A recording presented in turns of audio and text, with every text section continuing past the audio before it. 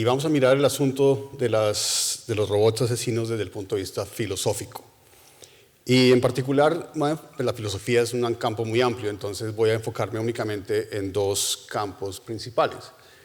Mi área de trabajo es la epistemología, en particular la epistemología de la inteligencia artificial o de las máquinas de aprendizaje automático. Y por otro lado vamos a hablar un poquito de solo algunas preguntas éticas que surgen alrededor del problema de las armas autónomas. Entonces voy a empezar con el área de la epistemología, donde surgen preguntas como ¿cómo explicar una decisión tomada autónomamente? ¿Qué grado de certeza podemos tener de que la decisión tomada por un sistema autónomo es correcta? ¿Y cuál es el margen de error que existe? ¿Qué probabilidad existe de que un sistema autónomo se equivoque? Y por otro lado, en la segunda parte de la presentación voy a hablar un poco de los argumentos que puede haber a favor del uso de armas autónomas, porque quizás esta es una forma distinta de enfrentar al oponente. Es decir, empecemos preguntándonos qué cosas son las que hablan a favor del uso de estas armas y pensemos más bien en cómo responder a ese tipo de argumentos. Después veremos algunos que justifican su prohibición y hablaré un poquito, pues tal vez Tika les hablará mucho más de esto, acerca del problema de la responsabilidad de los que manejan o son los controladores de las armas autónomas. Bien, entonces comencemos con la epistemología de este asunto.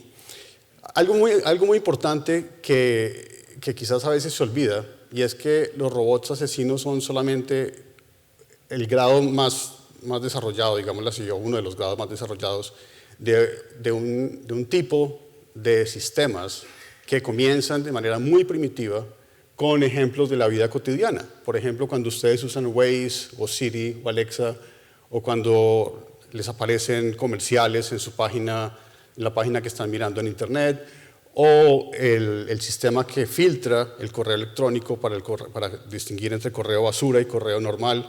Todos estos son sistemas de machine learning y son sistemas que en últimas se complejizan hasta el punto de llegar a la construcción de un robot que tiene una arquitectura jerárquica muy compleja, pero que en última instancia son parecidos en el sentido de que todos ellos están aprendiendo autónomamente de los datos y perfeccionando permanentemente los resultados y las decisiones a las que van llegando. Obviamente esto se comienza a poner un poco más interesante cuando hablamos de sistemas que afectan mucho más la vida humana, por ejemplo, en la prevención del crimen o en las decisiones de libertad condicional, cuando una persona pide ser liberada antes de cumplir su condena. Hay algoritmos que intentan decidir si la persona debe salir o no. En los sistemas de imágenes de diagnóstico médico que mencionaba Guillermo hace un rato.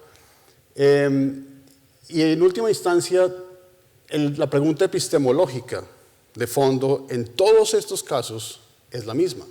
Y es un poco saber si las decisiones a las que llegan los sistemas están justificadas o no están justificadas. Ahora, los problemas éticos en cada una de estas aplicaciones de los sistemas de aprendizaje autónomo son diferentes.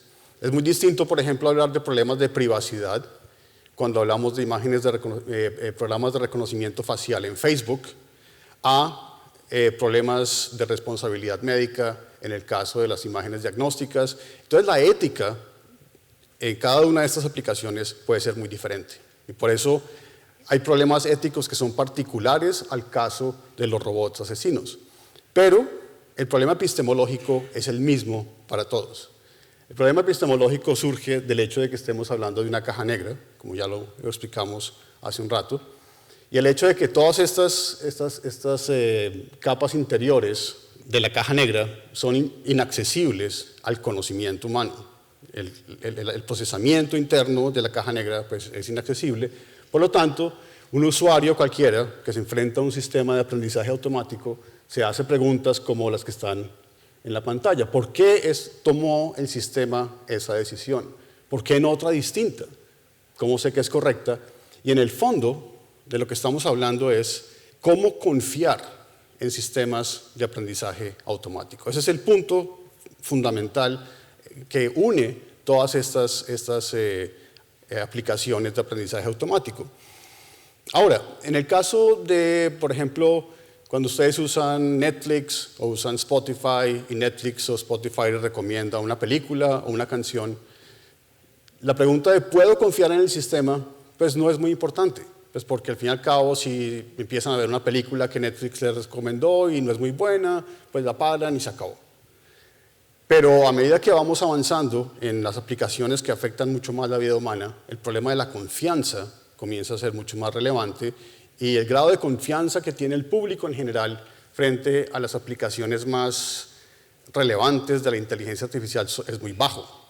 Por ejemplo, el grado de confianza en los carros que se manejan solos o en las imágenes de diagnóstico médico todavía es bastante baja. Entonces, la pregunta que se hace un epistemólogo es, ¿cómo logro que el público confíe más en estos sistemas? ¿Qué es lo que impide que la gente lo haga? ¿Cuáles son en últimas, cuáles son los obstáculos que son infranqueables en el momento de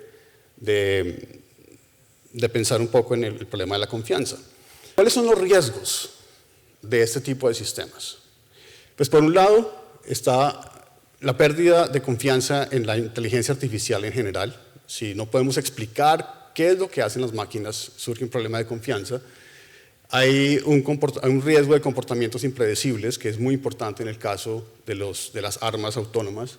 Como se mencionaba antes también, en el entrenamiento de estas máquinas se han detectado muchísimos sesgos sexuales, raciales, de clase, en fin, sesgos que están afectando la forma en que las máquinas toman sus decisiones. Y eso también podría afectar, por ejemplo, la forma en que un arma autónoma es entrenada, porque si hay un sesgo en el que la entrena, naturalmente ese sesgo se va a manifestar también en la forma en que la máquina opera. Vamos a ver más adelante un ejemplo de correlaciones espurias, de lo que hablaba un poco también Guillermo, de cómo a veces las máquinas se fijan en cosas que no tienen por qué fijarse y les da resultados absurdos. El problema de la capacidad de impugnar jurídica o éticamente las decisiones, de esto nos va a hablar un poco más adelante Tika. Y un problema del que no se piensa mucho, y es que en la investigación científica se está recurriendo muchísimo a máquinas de aprendizaje automático, y si no podemos entenderlas o confiar en ellas o explicarlas, pues en cierta medida estamos entregando la investigación científica a una caja negra que en última no sabemos cómo opera y quizás le puede quitar legitimidad a esas investigaciones. Entonces hay muchos riesgos que emergen simplemente de nuestra ignorancia, de la incapacidad de conocer el funcionamiento y las decisiones de estas máquinas. Ahora, el área en que yo trabajo se llama XAI, por Inteligencia Artificial Explicable, y la idea es encontrar formas de explicar qué hacen las máquinas. Entonces, el objetivo principal es llegar a la transparencia, es decir, encontrar formas de explicar lo que hace el modelo, entendiendo la arquitectura del modelo, encontrando algún tipo de analogía computacional que pueda al menos parecerse un poco a lo que la máquina está haciendo, para que nos dé un poco de comprensión. La comprensión es el objetivo fundamental de esta área de investigación. Y también queremos encontrar maneras de justificar decisiones específicas de los modelos de caja negra. No solamente entender su arquitectura general, sino que cuando la máquina da una decisión en particular, podamos explicar por qué fue esa decisión específica. Y esto generalmente se hace tratando de encontrar correlaciones entre los inputs y los outputs de estos sistemas.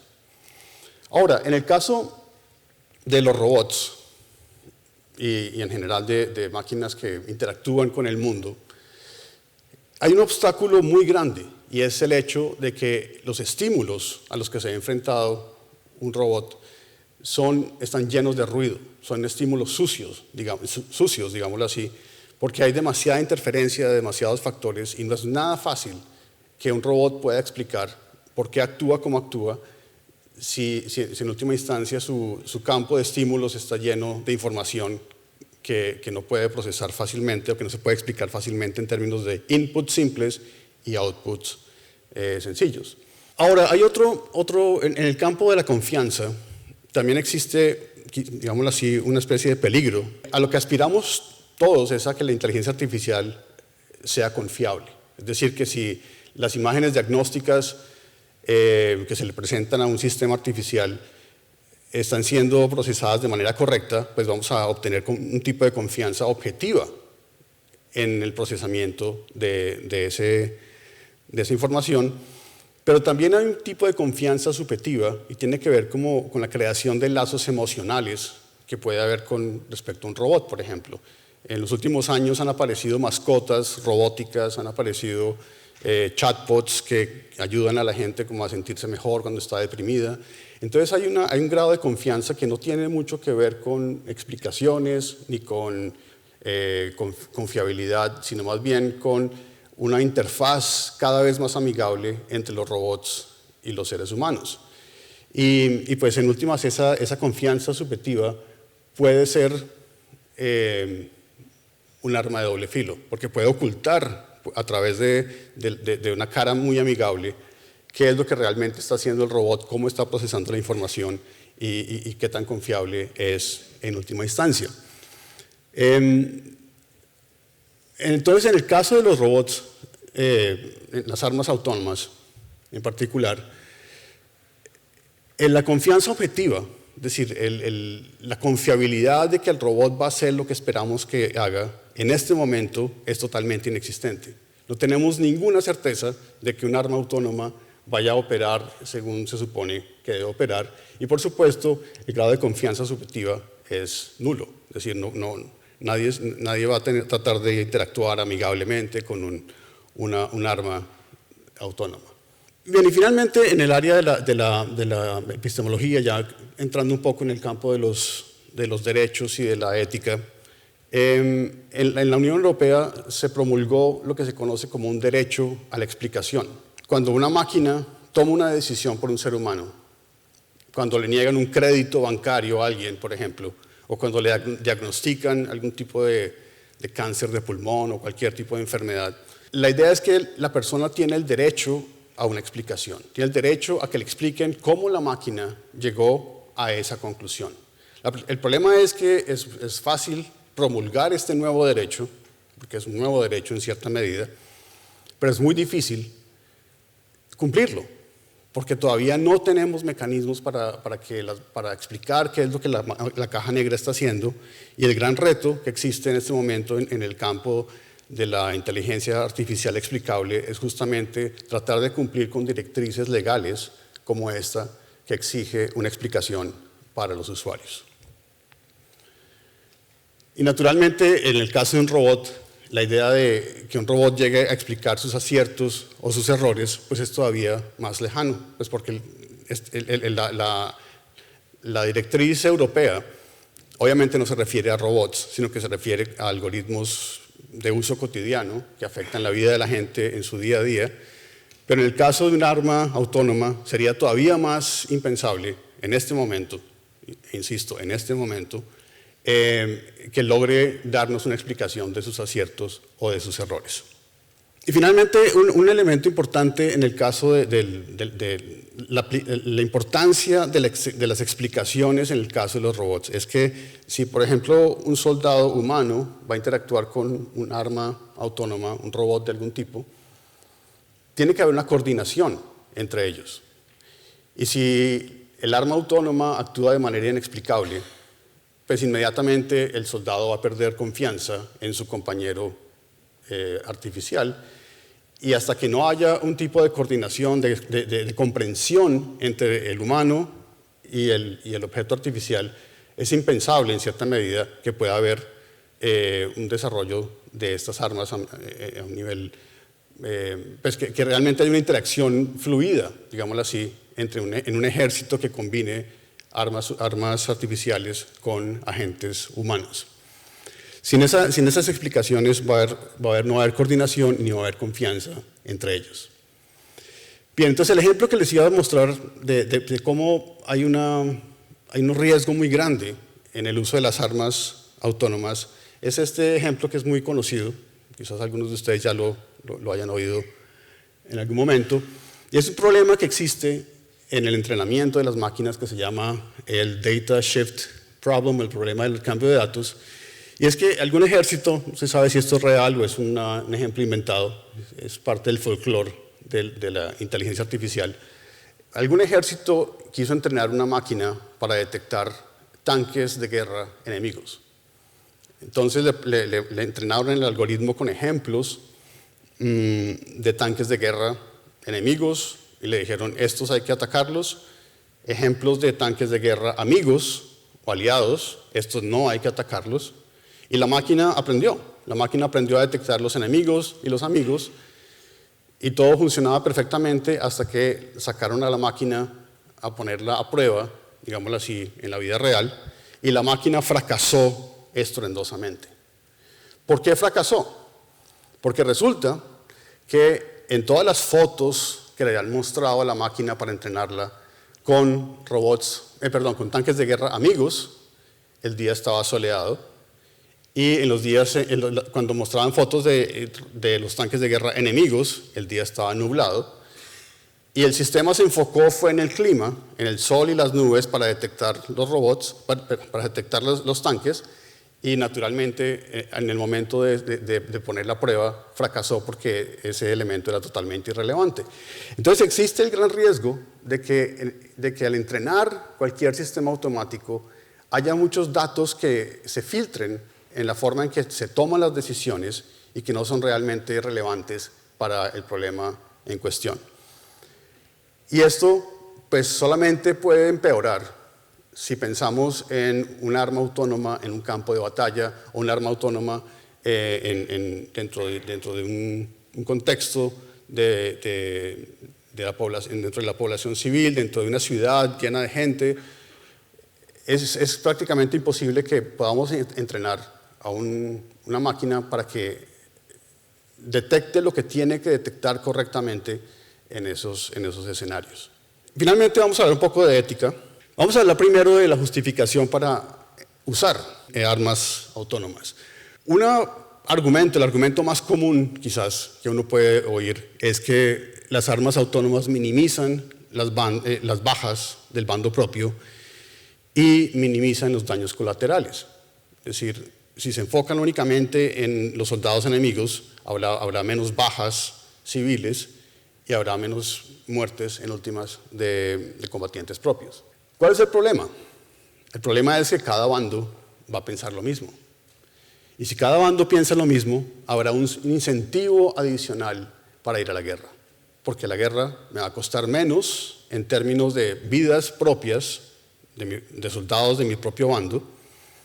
Y además, como voy a minimizar el daño a la población civil, también minimizo un poco las reacciones adversas que puede tener, por ejemplo, la gente de mi propio país para ir a la guerra, porque ya no va a haber tantas muertes de civiles. Entonces, es una espiral ascendente que puede llevar a que los conflictos sean cada vez más fáciles, más frecuentes, debido a que el costo en vidas humanas y el costo político, en últimas, que puede tener para un gobernante ir a la guerra con armas autónomas es mucho menor. Irónicamente, esa buena intención de minimizar el número de bajas y de muertes a lo que puede llevar es a que haya muchas más guerras y haya muchas más muertes. Otro elemento que se mencionó hace un rato es que los robots no cometen crímenes de guerra, no violan, no torturan, no hacen ninguna de estas cosas, pero pues obviamente sin minimizar los crímenes de guerra. La incertidumbre que puede generar el funcionamiento de un arma autónoma puede llevar a otro tipo de abusos y de guerra y de excesos y de comportamientos inusitados que hacen que el peligro para todo el mundo en últimas termine siendo peor que el que puede generar un soldado fuera de control o un soldado que actúa con base en la rabia o en el odio. Otro argumento, los robots no se cansan y cometen errores fatales como si ocurre en el caso de los seres humanos, que el cansancio los lleva a cometer errores. De nuevo, uno tiene que pensar un poco en los tipos de errores que puede cometer un humano y los tipos de errores que puede cometer un robot. Debido a la mala lectura del entorno, un robot puede cometer errores que pueden afectar a la población civil, que pueden afectar al enemigo de una manera que no podemos predecir, mientras que el humano es mucho mejor leyendo ciertas claves del contexto, leyendo ciertos elementos muy pequeños que pueden llevar a que los errores que se cometen sean mucho menores que los que cometería un robot. Ahora, ¿qué argumentos justifican la prohibición? Pensemos, y este argumento no lo he visto mucho por ahí, pensemos un poco en los sistemas judiciales donde hay una pena de muerte. Cuando se condena a una persona a muerte, el umbral de prueba, el estándar de prueba, tiene que ser extremadamente alto para que no haya equivocaciones, para que no vayamos, para que esas personas en esos países, como en Estados Unidos, que condenan a muerte a una persona, que condenen a muerte al asesino real. Y por eso el estándar de prueba debe ser extremadamente alto. Lo que hace un arma autónoma, en cierta forma, es algo parecido, es matar a alguien. Y el estándar de prueba debería ser al menos el mismo que se utiliza para condenar a alguien a la pena de muerte. Pero naturalmente el estándar de prueba de que la máquina no se va a equivocar en este momento está muy lejos de llegar a ese punto. Es decir, el grado de incertidumbre, el grado de imprecisión que tiene el actuar de un arma autónoma es demasiado alto como para que lo comparemos con el grado de certeza que se tiene cuando se condena a muerte a una persona. Y finalmente hay un argumento que tiene que ver con la deshumanización de la guerra. Y ese es un argumento que aparece, por ejemplo, en un documento de Human Rights Watch, donde hablan de un principio de humanidad. Y es la idea de que las personas tenemos un sentido de respeto por la vida y la dignidad humana que no puede tener una máquina. Sentimos compasión y empatía, y esas características humanas son las que nos permiten tener un sentido de humanidad y de ver al enemigo al que nos enfrentamos como otro de nuestra especie. La idea de este argumento es que cuando pensamos en el actuar de un robot que carece por completo de estas características, se pierde por completo aquello que hace que la guerra entre humanos, en última, sea una guerra entre humanos, con todos los pros y los contras que eso puede tener, pero que hace que en últimas estemos hablando de una lucha que pertenece enteramente a nuestra característica esencial de ser humanos y que en el caso de un contexto de guerra con robots simplemente nos llevaría como a otro tipo de interacción y de otro tipo de beligerancia que es inexplorado y que puede tener consecuencias totalmente inaceptables. Otro elemento, y con esto ya termino, es que los robots no son sujetos éticos. La idea es que la ética, el actuar éticamente en el mundo, es una habilidad que está basada en matices de gris, en claves contextuales, en aprendizaje a partir de experiencias muy diversas, y la idea es que los robots simplemente no pueden aprender esos matices y esos contextos de la manera en que lo hace un humano, porque deben seguir de cierta forma una lista de reglas mucho más estricta y mucho menos flexible. Y es altamente cuestionable que haya esa posibilidad de convertir a un robot en un sujeto ético. Entonces, estos son algunos de los argumentos que se han utilizado dentro de la filosofía de la tecnología para intentar frenar, en cierta medida, el acceso a las armas letales. Gracias.